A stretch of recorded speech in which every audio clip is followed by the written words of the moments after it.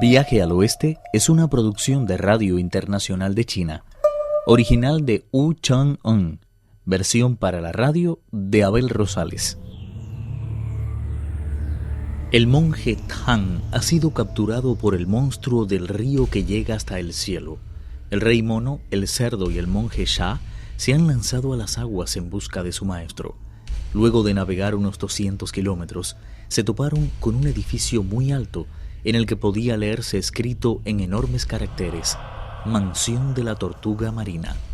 El peregrino, con increíble pericia, abandonó la oreja de Pachie y, sacudiendo una vez más el cuerpo, se convirtió en un pez. Se coló por la puerta, miró a su alrededor y vio al monstruo sentado en un lugar prominente, mientras sus más directos colaboradores permanecían de pie ante él en 2 filas. De entre ellos se destacaba una perca, que ocupaba también un sitio de honor. Todos los presentes estaban enfrascados en una discusión que versaba sobre la forma de devorar al monje Tang. El peregrino lanzó miradas inquisitivas hacia todos lados, pero no halló ni rastro del maestro. Lo único que logró ver fue un pulpo con una barriga muy grande que parecía guardar la entrada de un corredor que se abría hacia el oeste. El peregrino se llegó hasta él y le saludó diciendo: El gran rey está discutiendo con los demás cuál es la mejor forma de comerse a ese tal monje Tang. Pero lo que yo quisiera saber es dónde se encuentra tan singular personaje.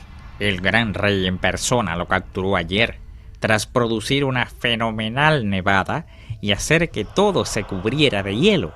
Ahora está metido en una enorme caja de piedra que hay en la parte de atrás del palacio. Si sus discípulos no dan mañana señales de vida, le devoraremos entre todos en un banquete tan espléndido que no faltará ni la música. El peregrino continuó charlando un buen rato y se retiró a continuación a la parte del palacio que le había dicho el pulpo. No tardó en encontrar la caja de piedra. Parecía una pocilga o una especie de túmulo funerario. A primera vista comprobó que medía alrededor de 3 metros de largo. Se subió encima de tan singular construcción y oyó los sollozos de Tripitaka, que no dejaba de lamentarse. El peregrino aguzó el oído y escuchó que el maestro se quejaba de su suerte. Le dio un poco de aliento y partió a encontrar a sus hermanos.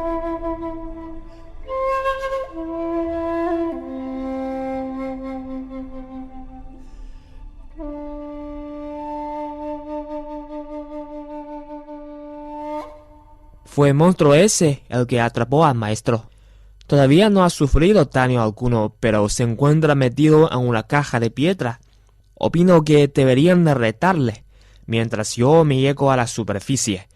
Si son capaces de pensarle, no duden en hacerlo, pero si no pueden con él, deben de fingir que pierden las fuerzas y salir fuera del agua. Ya me encargaré yo de darle su merecido. Tras hacer con los dedos el signo para repeler el agua, el peregrino salió disparado del centro del río y se quedó de pie junto a la orilla, a la espera de lo que pudiera suceder. Pachie, mientras tanto, adoptó una postura amenazadora y retó al monstruo, quien le dijo: Admito que fui yo quien produjo la nevada y se apoderó de tu maestro. Comprendo que vengas a exigirme su puesta en libertad, pero debo advertirte que las circunstancias han cambiado un poco desde la última vez que nos vimos. Para empezar, como mi intención era la de asistir a un banquete, no llevaba ninguna arma conmigo, y eso te dio una cierta ventaja. Espero que no huyas y puedas resistirme no más de 3 asaltos. Si lo consigues, prometo poner inmediatamente en libertad a tu maestro. En caso contrario, también tú acabarás sobre mi mesa.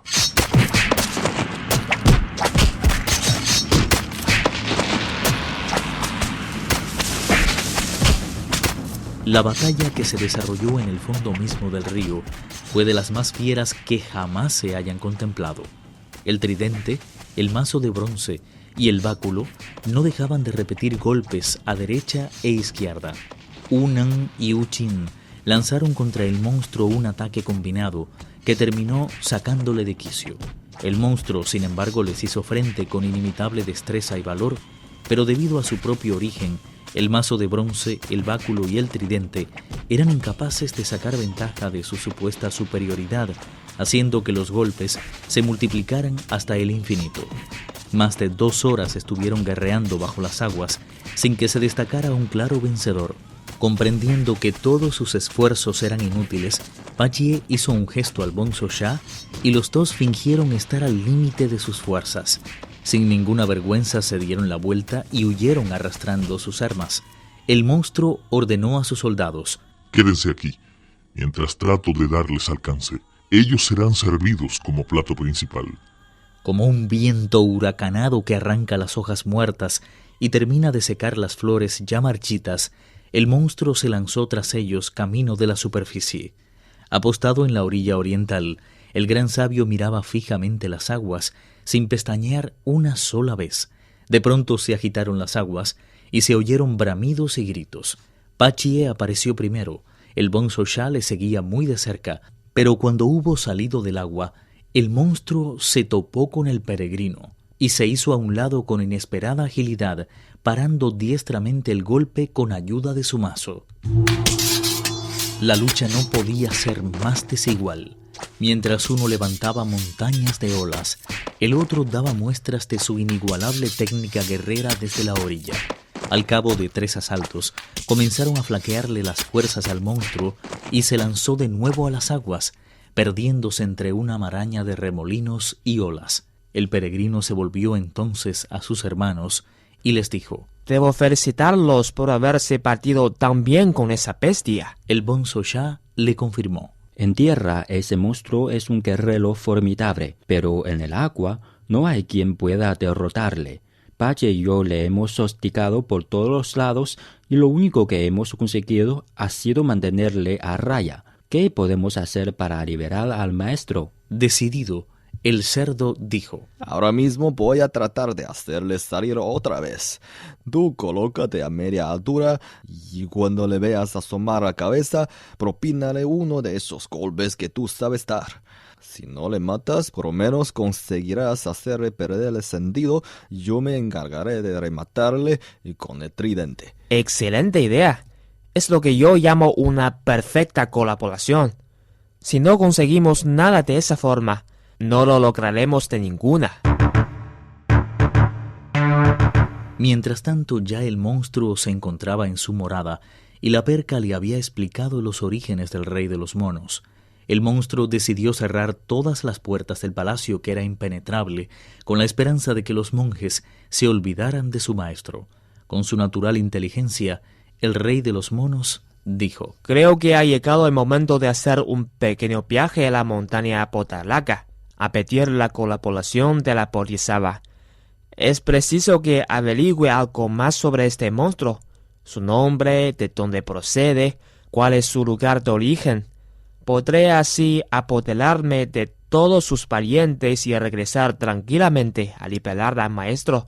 Volveré más pronto de lo que piensa.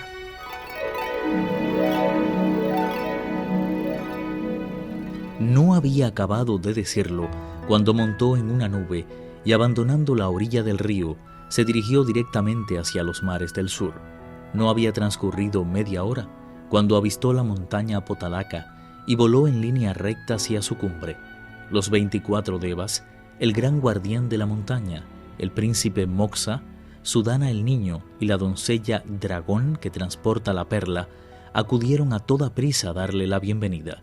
Allí supo que la Bodhisattva había abandonado su mansión esa mañana en solitario, prohibiendo seguirla. Se encerró en la gruta del bambú, pero antes de hacerlo dejó ordenado que en cuanto llegara el peregrino, le dijeran que podría esperarla sentado frente a los acantilados.